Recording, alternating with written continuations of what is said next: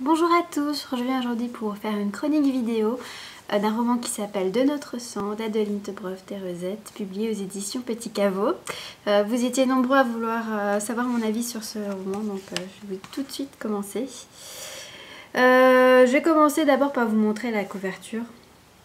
Comme ça, vous pourrez plus facilement le retrouver en librairie ou vous l'acheter en e-book vu qu'il est disponible à la fois en papier et en e-book.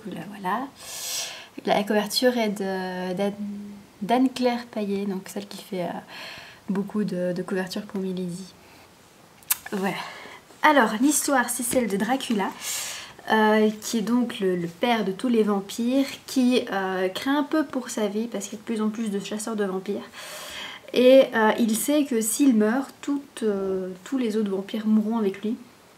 Et vu qu'il veut préserver son espèce, il va se souvenir d'une prophétie qu'il avait lue et qui disait qu'il devait s'accoupler avec une humaine très particulière pour qu'elle puisse lui donner un héritier. Et voilà, quand cet héritier sera né, eh bien, les vampires pourront continuer à vivre même si Dracula se fait tuer. Voilà donc l'histoire. Alors, je vais tout de suite commencer par ce que j'ai pas aimé. Comme ça, on finira sur une note positive.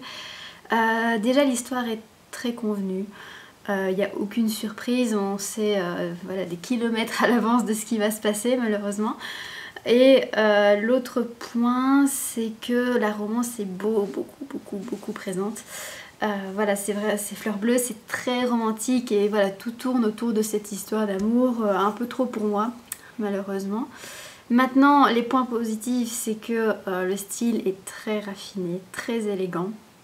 Voilà, j'ai vraiment l'impression de retourner dans les romans que j'adore, c'est-à-dire les romans du 19e siècle, des Sœurs Brontë, de Matthew Lewis ou de Sheridan Le Fanu. Vous voyez, tout ce genre de récits que moi j'aime beaucoup. Ben, on retrouve un peu le même style ici, ce qui est vraiment très agréable. Et ce qui est très bien aussi, c'est que l'auteur ne met pas l'accent sur l'action, mais vraiment sur les sentiments des personnages et sur leurs pensées, voilà, sur leurs relations.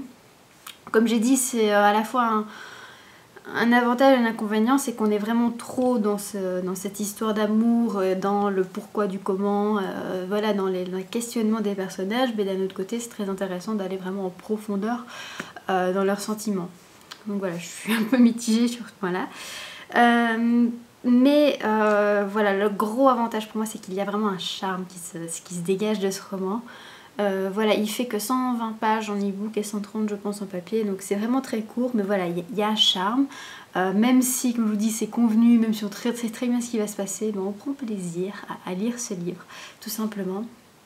Parce que, voilà, je sais pas, il y a un petit quelque chose qui le rend un peu différent de tous les autres.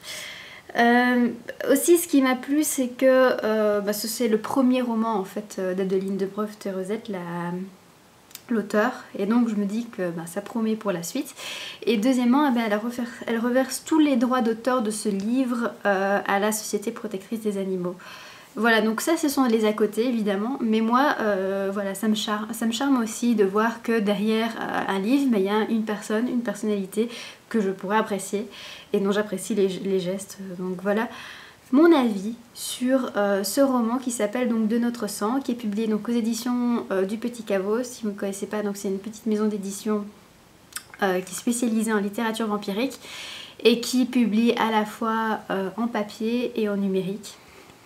Même si leur catalogue numérique n'est pas encore très fourni, je pense que c'est vraiment une maison à suivre. Voilà, je vous souhaite un très bon week-end et je vous dis à bientôt. Ciao!